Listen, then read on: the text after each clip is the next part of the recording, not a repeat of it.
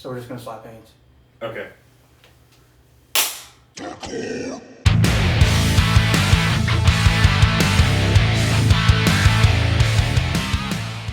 Welcome to the very first show, Dadcore. And we really wanted to kick this off by talking about like how we first met and everything. So tell me what you remember about how you and I actually first met. Because I bet I have a different story than you do. I don't know. Maybe. I remember high school giving you your first cigarette. That's what I remember. I remember we were walking back to a friend's house from school one day, and I was a fairly new smoker myself. Yeah. And I gave you a cigarette. You asked for it, by the way. Yeah. And it made you so fucking sick. Yeah. Like, you were like, I'm dizzy. And I was like, did I just fucking kill this kid? Like, He's brand new to my life. but I mean, also though, I think we kind of knew each other before that though, right? Like we weren't like friends or anything. But we knew of each other. We had acquaintances. Yeah. Friends that were friends type shit. Yeah, because if I'm not mistaken, you and I went to the same school, every single school every year. Because we're the same age, same grade. Did you go to Chapel Grove? Yeah. Yeah, see, I didn't remember that. Yeah, we went to the same elementary school. That's where I remember Chapel you Grove, from. Southwest, and Huss. Yeah. Holy shit. We went to the same school. I have no memories of you Yeah. outside of high school. Well, I didn't talk much. I do. In middle school. Yeah. Yeah, because that kid that was kind of your neighbor, Chris.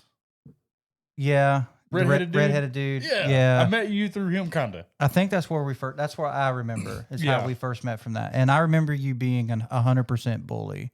That's such a weird thing. And it's weird for me too, but like I know that you're not a bully, but like you talk to like a bully, like I bet you won't fucking do it, or that kind of kid. Oh yeah. You know what I mean? And I was a skinny kid. Like I mean, I didn't. So was I. Yeah, but you compared had to you, though. but you had a personality. I didn't. You had a personality. Dude, I was such a bitch though. He was a good kid. Yeah, I was just too good. I was a church kid. Yeah. I wasn't necessarily a bad kid. No, I just didn't really have a lot of like guidance, I guess. You did not. No, kind of just free roamed, But like I think the our world was a GTA server for me. It was, dude. Until really I was like 16. Yeah, but like I think when we really first met was high school for sure. Like that's when we first really met, and we had a mutual friend, Matt, who was our friend, and that's how we actually got acquainted. And you were kind of like an inspiration for me in a way. It's a weird way to say it that way, but like, yeah. So like the reason why you see this is because of that. Like the way you did your hair, the way you wore your pants. Because back then they didn't have skinny jeans; it was girl pants. Yeah, dude. I just wore Forever 21 jeans or Hollister. And I was going to ask you about that. Where did you actually get those pants? So, like, where did you get your pants? Because I know where I got mine. Like shopping. So you actually bought them. Yeah. Forever 21. Okay. And Hollister. And then like later on, like when I was like 17 probably, Hot Topic had skinny jeans. Hot Topic, yeah. And then the Trip skinny jeans. But remember though, like skinny jeans did not become popular until they realized that guys liked wearing girl pants, tight pants. Yep. I remember mine, I didn't buy them. I got them free from a girl that I was interested in, and she had donated her pants to the church and like a drive or whatever. And I was like, do I qualify as poor enough to get these pants? And I was. And dude, they were like the pants that like they were like super, super blue, and they had that bleach white in the crotch and in the ass crotch. Like acid wash? I don't know what that means. But like it looked like they'd been bleached. Yeah, in the middle. Yeah, it's like an acid wash jean. But like only in the crotch and crack area. So it highlighted your pelvic area. Yes, it did. Good. Dude, and I you have a nice pelvic area. Well, thank you. I don't think I did at that time because I didn't have an ass. No, you were a small fella. Yeah. And I remember like there was a time when I was walking home from school and it was it was raining or something, and it was miserable. And I just remember hearing my dad coming down. My dad was disappointed in me. Like he would. I heard him driving because I just remember. You know how like you just know your dad's car. Yeah, it's like a spidey sense. Yeah, it's like a sense you have. Like you can feel it coming. And I knew that he was gonna say something, but I thought for sure he would give me a ride. and he didn't. He drove past me, and as he was driving past me, he was like, "Queer!" like driving past me, and I'm like, "Dude, what the fuck?" That was my dad. Fucking dad of the year. That's my father. Hey, man. He birthed me. They grew up in a different time. They did, and but like, wait. Do we know for sure that he knew it was you though? No, he did. He's like, oh, okay. David, I definitely knew it was you because your back and your legs connect. Like there's no ass you have there. A back crack? Yeah, I have nothing. And then, but I got to be honest, dude. Like in those phases, my mom was probably, my dad was cool about it, right? Like he fucked with me a lot, but you know, like even though he fucked with me a lot, he still like supported. Yeah. You know what I mean? Like I would get lip piercings and like lie to him. Like I had snake bites at one point, right? So like I would get one side done and then I would hope that the other hole would come through. So I'd put it on the other side. He goes, "Did you get both the sides of your holes done or something?" And I was like, "No, it's the same one." He goes, "No, it's not. You got two of them done." And I'm like, "Okay, I did." But he'd be so cool about it. Like he was pretty supportive. Yeah, I had the same experience actually, believe it or not. Like my dad was always like, "You're gay." My dad just immediately, as soon as my hair was black, he's like, "You like boys?" Yeah. Like, you know, like it was like a thing. And then my mom was like my mom was a little bit of a rebel. Yeah. In a way. Like when she was growing up, she was like a little metal kid too. Really? Yeah. But like metal back in those days. Yeah, like Ozzy. Def Lip. Yeah. You know, those guys. And yeah, my mom kind of dug it. Like she's like, "It's cool." She's like, and by the way, isn't that weird though? Like, so think about it. Like in our parents' age, like my stepdad thought that what I was going through was weird. Yeah. But he still supported it because he liked bands like Iron Maiden and Metallica and all that shit where they wore makeup and they didn't think that was gay. Yeah. But they think I'm fucking gay. Yeah, and you know, I think that I don't know. Let's just be honest with each other here. That the early 2000s were strange. They were strange. Like because the funny thing is like all through middle school, I was a skater kid. Yeah, so that's how it starts. Skater kid, and then it slowly grows into the emo. Like I was basically phase. Dressing like Bam Margera. Yeah, Bam was a and then like Rodney Mullen, like with the big baggy clothes. For real, same. And we didn't know that about each other when we started the pod. Yeah, we didn't know. But one of the weird things about like that whole phase is like how oddly supportive our Southern family was. Yeah. About it. Like I thought for sure like they hated me, but like when I talked to my mom, like that picture right there was taken on my birthday, and I remember like seeing it in her phone, and I was like, "Mom, what did you think about me going through that phase?" And she goes, "Well, you know, kids have their phases." Yeah. And kids have their phases, and you know, you just have to let your kid go through it. And I was like, that's fucking awesome, because you know, later on it ended up not mattering. I ended up joining the Army. I was the same exact way. Yeah. Still like the same music. Nobody else did. Most of the people that I served in the Army with were either into like big, heavy rap or country music. Yeah. And like I was like the only one listening to like. Also, where we live, I feel like that was more likely the case than what we were listening to. Yeah. Even when the scene was big. Yeah. You know, like 2006 to like 2010 when Deathcore made its big debut, I guess you could say.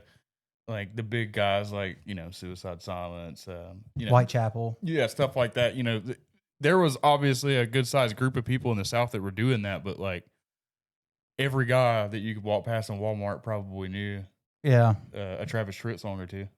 You know? Travis Tritt? I love Travis Tritt. Yeah, but like my point is though, is like even as a kid, like you know, adolescence, like 8 to 12, you know, I was listening to stuff like I grew up on.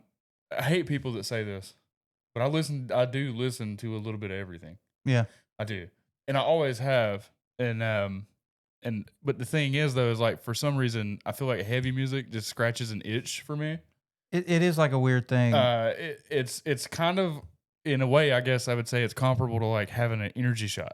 For me, that's how I was going to say it. Like, adrenaline-ish. Like I can listen to country music or rap in the car, right? Like while I'm driving down the road. But if I really want to get lost in something and really have like an emotion with music, it's metal music. Yeah, and you know something that's interesting is I would say the same, but I also have emotional connections to music that doesn't make sense to have like I'm gonna name drop one, and you're not gonna understand it. Okay, baby metal. I like baby metal. I don't know why. Okay, I have no idea why. But for some reason, like the first album basically that they put out, the very first one, it made me cry once. What the fuck? I have no idea. Like, and I remember before we continue on with our regular show, I guess. Yeah. A funny flashback I had thinking about that when I was like 11 or 12. It was before I was a teenager. My dad had this like 73 Monte Carlo. Yeah. A big, giant, solid steel V8 driven beast, you know, piece of shit. But like, it had just like one of the brand new tape decks of it. Like it was like a sick tape deck, bro. And my mom had bought the Black Album from Metallica. Is that the one that had Unforgiven on it? I think so. So correct me if I'm wrong. Drop it in the comments, I guess. I don't know. I'm not a huge Metallica guy. Yeah, me either. But either way, that album, the one that had like Unforgiven and Inner Sandman, I believe. I can't remember. But either way, the Unforgiven came on, and I was sitting in the back seat, and my mom and dad were having a conversation, and my mom looked back there, and I was like crying. And she was like, "What the fuck you crying about?" I was like, "I don't know, man. The song makes me real sad." And my dad was like, "What the fuck, dude? What a fucking girl, man. Fruitcake." Fucking gay. I was like, "What the fuck?" I spit. Cut. But we're not cutting that out. No, yeah, fuck don't cut out my fucking drooling episode. that. But yeah, like I've always had an emotional connection to music. Like to this day.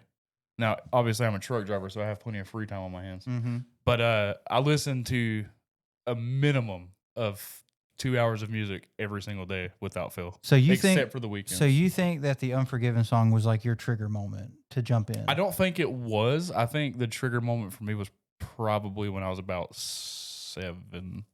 See, for me, it was a much later Alice period. Cooper. I remember. No, see, For me, it was Alice well, Cooper. for you, it might have been metal music, but for me to get into the alternative scene, for sure, was Fall Out Boy. When I first heard "Sugar We're Going Down" on MTV, me and my mom and my stepdad were at the beach, and that song had come over the radio or on the TV, and I was fucking enamored by that music. And I remember, I just in my head, I still remember wanting to buy like a green or blue iPod, and put that song on it and nothing else.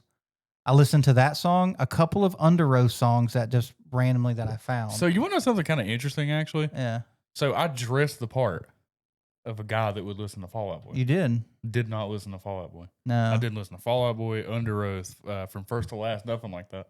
You know what's weird is... For First to Last was one of my favorite bands growing up. That's the strange thing. I skipped over all of it. So, like, I started off with Slipknot. Yeah. If we're talking in terms of, like, when my taste for music got, like, into the heavier side of things, it went from Slipknot to Cradle of Filth. Ugh. From Cradle of Filth to Fucking Kill Whitney Dead. Kill Whitney Dead's great. And then from Kill Whitney Dead, I listened to Kill Whitney Dead and Amir. I listened to Amir for a while. But basically, I just bounced in between like deathcore type stuff for a good while, and I skipped over all except for My Chemical Romance. That's the one band. Oh, sorry. Yeah. I'm still lying to you. I'm lying like hell. AFI, bro. AFI, yeah. Sing the Sorrow. One of the best albums ever made. Sorry. It was a good album. Sorry. Yeah. Great album. Not a skippable track on that whole album. What happened to them? AFI? They're still together. Still doing I'm pretty music? sure they were touring like this year. Dude, they came out of really nowhere. Well, they kind of did, but like most people don't listen to anything before December Underground. But they used to be a punk band. A punk band. Yeah, like in the 90s or something, right? Right. The first song I ever heard by them was December Underground. Or what's that song on that one? Miss Murder, the one everybody was crazy about. Yeah, that was the big one. That's the one that made them like superstars. Famous. Yeah. But I got that album because this was back in the days before you could just download it. And then I liked it so much that I went back to Best Buy and I bought Sing the Sorrow. Back when we were buying CDs. And I can't remember the name of the album before that, but it's like something Hollow or something. It's their last piece of punk material. Yeah. And I didn't touch that album until I listened to Sing the Sorrow for like 2 years. Yeah. And then randomly in my room one day, I picked up that album. It was in a cardboard case. I'll never forget it. And I stuck it in and I hated it. And then like 2 years ago, I started listening to all their punk music, and it's like some of my favorite material they ever put out. See, their punk stuff wasn't really, It wouldn't if you don't like punk. Yeah. You know, and that's the thing. Mostly I don't. For the most part. There's a few small, you know, like there's some punk songs that I like. I mean, who doesn't like the Ramones? I don't. What the fuck? No. Not a Ramones guy. No. Really? Like their shirts. They got some sweet shirts. But I like some of the Ramones. So why don't you talk about, so this is what I want to do. So like one thing about me is that like I'm a creature of habit. I used to listen to the same shit all the time on repeat. And I would say that my top 5 bands that I listened to that were on repeat all the fucking time, back in the day, probably like early high school, was Fall Out Boy, Under Oath, From First to Last, with Sonny Moore. Because obviously, right? Mm. I mean, so that's probably honestly, those are probably my top 3. Panic at the Disco was up there. And what time period are we talking? I would say, so what year was it when I was in like 9th grade? 2005, 2006, right? No, because 2001, 9/11, I was in 5th grade. So would it be is it 2005? I think so. That sounds right. Okay, 2005, 2006. Yeah, I would say that. So Fall Out Boy, Under Oath. So basically, your freshman year. Yeah. You were listening to MTV Hottest Tracks or something. Basically, yeah. Yeah. Okay. I think I said top 5, maybe top 3. If I had to pick 5. Because I didn't even get into Slipknot until like I joined the army or something. That's so strange. Yeah. But I knew everybody in high school. Did everything backwards from you. Yeah. So for me, in high school, this is a crazy mix. So it would have been Rob Zombie. See, I listened to Rob Zombie when I was like 7 or 8. See, you started early, didn't even know it. Maybe you're right. Rob Zombie's got some heavy shit, dude. Dracula. Yeah, I mean everything. Like almost all his music's kind of industrial. And I can definitely thank some early childhood boners to his wife. That's for sure. Sherry Moon Zombie. Is that her name? Yeah, the one that plays in all his movies. Yeah, she's awesome. But anyways, yeah. Rob Zombie, Slipknot, for sure Slipknot. Cradle. I don't understand how he got in the Cradle. He talks like a snake. A snake. Let's see. What would be after that? Oh man, that's a hard one. Kill Whitney Dead. That's not a hard one at all. Yeah, Kill Whitney Dead was pretty heavy low for me too. And then you're gonna hate this. Yeah. Attila. Even that far back, huh? I started listening to Attila when their EP came out. Really? Yep. Went to school as a kid, and he was like, "Hey, you ever heard of these guys?" I was like, "Nah." Handed it to me, and then fucking broke my brain. Now, funny story actually. The way I got into like heavy metal, like really, what did it was we went to school as a kid in gym class. Daniel? No, his name was Charlie, I think, or something. We all went to school. You probably remember if you saw him. But either way, I was really big into Avenged Sevenfold for like a month when Backcountry came out because I was really big on Fear and Loathing. Yeah. And I was like, ooh, that's the same thing, you know, the same thing everybody else was doing back then. But I had a Walkman CD player, and he took my fucking Avenged Sevenfold CD out and broke it, and put Confined, or what's that? Shadows of Security, As I Lay Down's first album. Mm-hmm. And he was like, yeah, put it on like song 4, and it's a song called Confined. Yeah. Or Confide. Yeah. Bro. As I Lay Dying, right? It fucking broke my fucking brain. Yeah. Like, I was like, dude, what the fuck is this? I'm not even mad that you broke Matt Shadows anymore. Yeah. Like, dude, I fucking, from that day on, like, it was just like, I'm going metal now. And then also, you know, I'm not like a huge, I wouldn't say I'm not a fan, but I didn't listen to Suicide Silence. Really? Nah, dude. I listen to them a lot. I skipped over them. Because I think I was like super into like the party metal shit. Yeah. Like Amir and Attila, because that's the only two that fucking existed. Yeah. Unless you count kind of Dr. Acula. That was a fun time. Yeah, but that's what I'm saying. Like I had like a weird, chronological fucking. I remember seeing Dr. Acula live and all the band. You seen Dr. Acula live? Yeah, great show. Like the guitar player was butt ass naked. Fuck yeah, he was playing in a tiny room, sweating his balls off. That's sick. That sounds like a good time. Yeah, that was a good show. Yeah, I remember I saw Suicide Silence at Warped Tour. Never been to Warped Tour. And oh, dude, really? No, I didn't start going to concerts until I was an adult, bro. Oh shit, yeah, dude, Warped Tour was pretty fun. I bet. But who don't want to go dehydrate and fucking for real, weather. Yeah, and pay $9 for a fucking water. Bring it back. Yeah, bring it back. Wait, didn't they? They did. Bring it back, and almost the same exact thing happened. Yeah. But I remember seeing Suicide Silence by accident, and there was like a huge group of people, and I was like, I'm just gonna go stand with these guys. Yeah. As soon as the music started, some chick got on top of a dude's shoulders, pulled her top off, and who was the first lead singer of Suicide? The main one, the one that Mitch Lucker. He's the one that died, right? Yeah, motorcycle accident. Okay, so he comes out, he fucking points at these titties, and he screams into the microphone, "Look at those fucking titties!" And I was like, I like this band. I like this guy. This guy is legit. You know what? And it was an amazing show. Yeah, I was about to say. So here's the thing. I don't regularly listen to a bunch of Suicide Silence, but Mitch Lucker was like one of the best fucking frontmans in the business. You think so? Yeah. He had like this thing that just worked. You know, like there's a bunch of examples of that. Like, you know, but my point is though, is like as far as frontman goes, like his energy. Yeah, he was just really good on stage. Like he was born for that shit. Yeah, he was good at it. He's a fucking legend. Like even before he passed away, like yeah, he was a fucking legend. Everybody respected him in the scene, even if you don't like their music. Which I don't know anybody specifically that lives in the scene that's like in the scene that doesn't like Suicide Silence. Yeah. Like I don't not like them. I just don't listen to it a lot. They have some of the best album covers. They did. That's one thing that I love about extremely heavy metal. Their album covers are intense. Fucking sweet album covers. Yeah. Like super fucking like dope. What kind of shit did you go through to come up with that in your head? Like what the fuck? There's childhood trauma. Yeah, there's something wrong with you. So now we're gonna get off of the history. So the next thing we're gonna get into is what was your first show that you did? First like concert? Yeah, the first concert you ever been to. Oh shit. Stained. With Aaron Lewis? Yes, sir. No shit. And the show that I seen him in was at Speed Street in Charlotte. Do you remember 10 Years?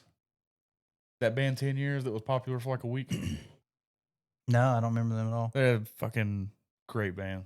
Yeah. Underrated. But either way, they were like a one-hit wonder when that still existed. Yeah. That's not like a thing anymore, I don't think. One-hit wonders. But either way, it was like 10 Years, Stained, and somebody else. But fucking Aaron Lewis was playing Dimebag's guitar. Dimebag Darrell from Pantera? It was pretty fucking sick. But that's the first mosh pit I ever experienced.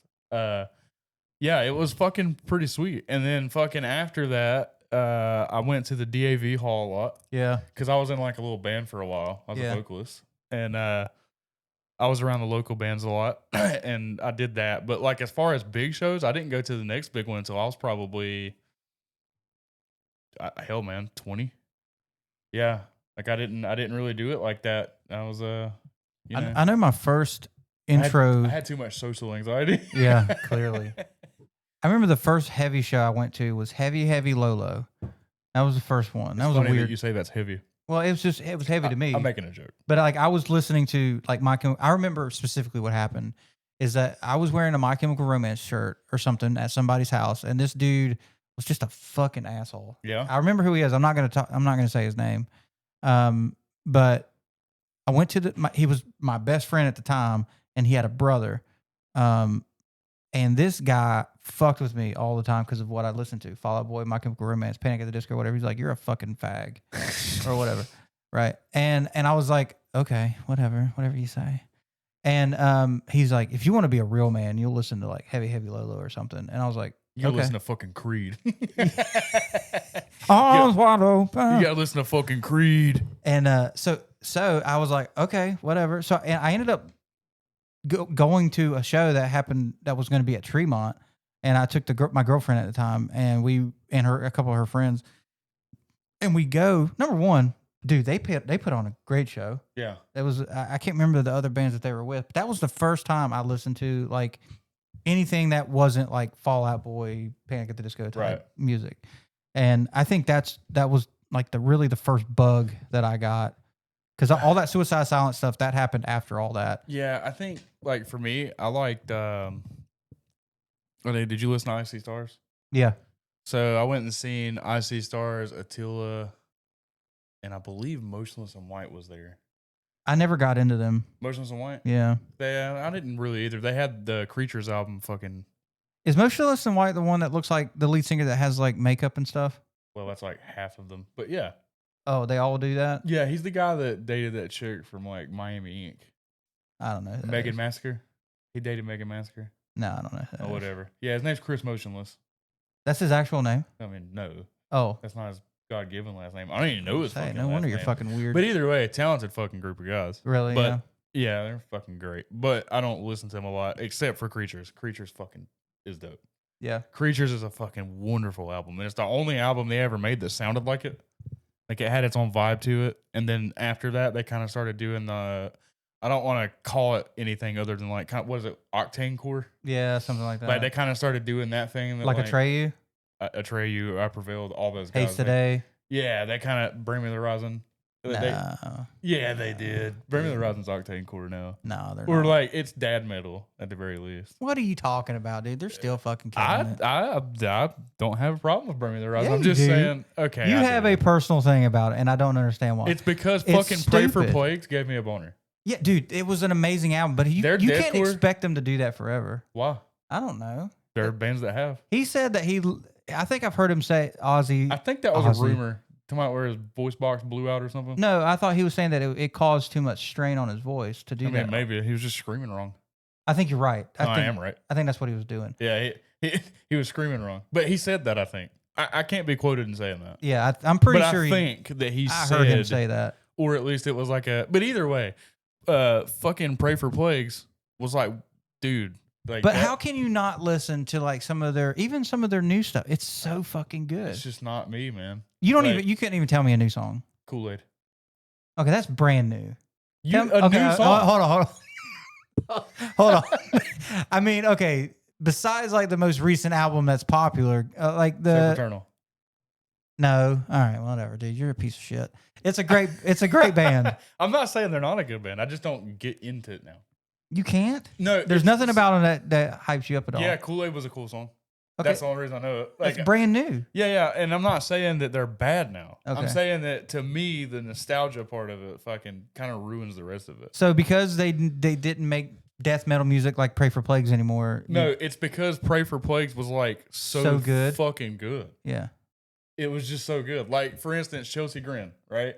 Alex Kohler, which I believe is their vocalist's name, the original vocalist, like that did like Son of the Wretched and fucking stuff like that. Chelsea Grin right now, probably talent wise, is the best they've ever been, ever. But I don't like it that much. Like I can still listen to it. It's good music. I'm not gonna say it's not good. That'd be a stupid thing to say. Yeah. But when I think of Chelsea Grin, Alex Kohler, like this, it's hard for me to be. It'd be like fucking taking Franz out of Attila.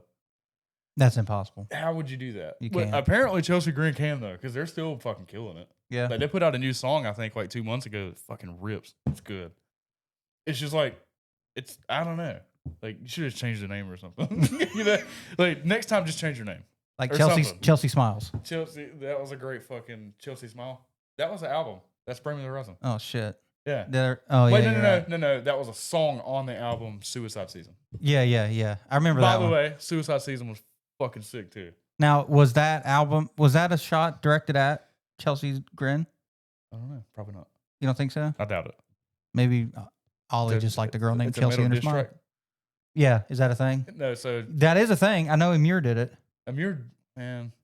Amir You know what's did it. crazy? Part 2 Deep Throat. You know, now I cannot listen to Amir. I can't either. It's too cringy. It's weird, It's super cringy. but it's good though. It's not bad. Yeah, it's just like I feel like a dummy for listening to it. But I feel like it Why? lowers my IQ. No, Yeah, probably not. that's crazy. Yeah, if you want to go to the gym and get like a good pump or something, Pump in a mirror. We should probably start closing this one out. But I got a question for you though. yeah, go ahead. What is the heaviest band that you listen to on a normal basis, as of right now?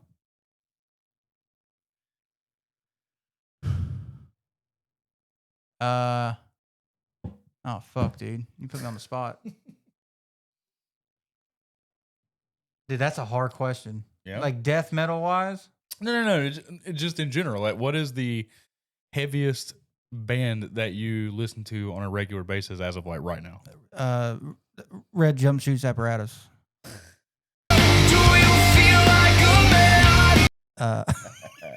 No. Fuck, dude, you got me beat up right now. Hang on. Cheating. Let me see. Oh, Knock Loose. I would say Knock Loose. Did you see where they went on Jimmy Fallon? Kimmel. Yeah, Jimmy fuck am I Kimmel. talking about? Jimmy Fallon. And fun fact about that, the people were so scared of the music, they wanted to sue Jimmy Kimmel for it.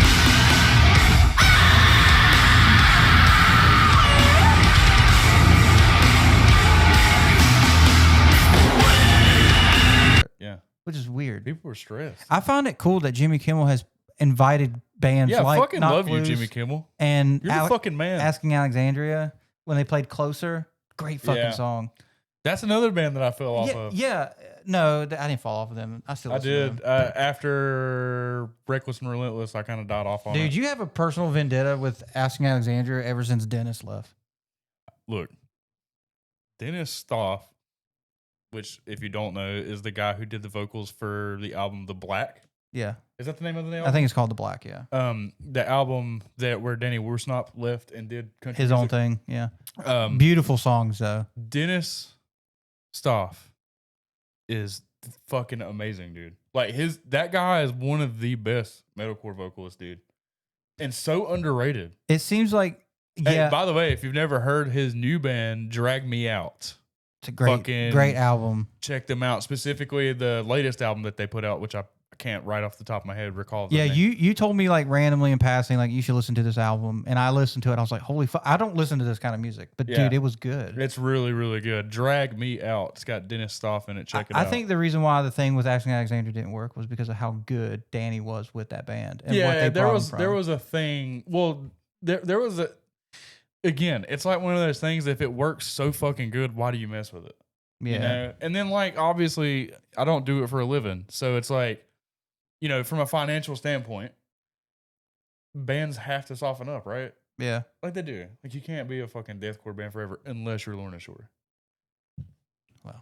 Or Suicide Silence. Or Bring Me the Horizon. No, dude. No. You haven't listened to it. They're not even metalcore now. Right? I don't think so. I don't know what to call them, but they're just fucking good. I can't say it. What? There's this song that just came out, and like I kind of want to save it for a future episode. But I guess it doesn't matter. What's the Fall? Have you heard that new song they put out? It's called like Mallcore. No, I hadn't heard it yet. Okay, we'll listen. We'll you know what? We'll listen to the video. Yeah. Next on one of the upcoming episodes. We'll do that. We'll check that out, and we're gonna have some bigger stuff coming up here pretty soon. This was just an episode of us kind of letting you guys get to know us a little better. Because we got a promo video that would, if you're watching this now, then you may have seen it before this. But it's kind of an introduction video to the channel, the show, what we're going to be doing here. And but this was like more of a personal touch. Like we kind of just wanted to let you know who we are. Yeah, like everybody kind of get to know us a little bit better. Maybe what you're going to be dealing with in the future, that kind of thing. But yeah, you got anything else, bro? I don't think so, man. If you like the video, please like, please subscribe, please comment, please share the video to your friends. We're going to do the best that we can to bring you guys as much entertainment as possible. But until then, stay fucking metal. We love you deeply. Bye.